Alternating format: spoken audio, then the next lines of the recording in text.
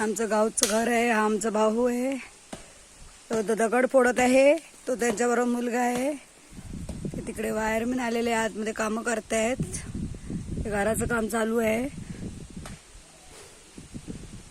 तो लाल शर्टवाला मुलगा आहे भावाचा. तो भाऊ आहे.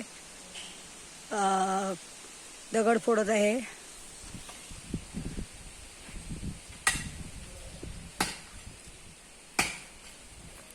आणि मागे हे कोकमाचं झाड आहे भलं मोठं. कोकमा भरपूर लागलेली आहेत, लाल लाल भडक. हे वायरमॅन आहेत, फिटिंग करतात.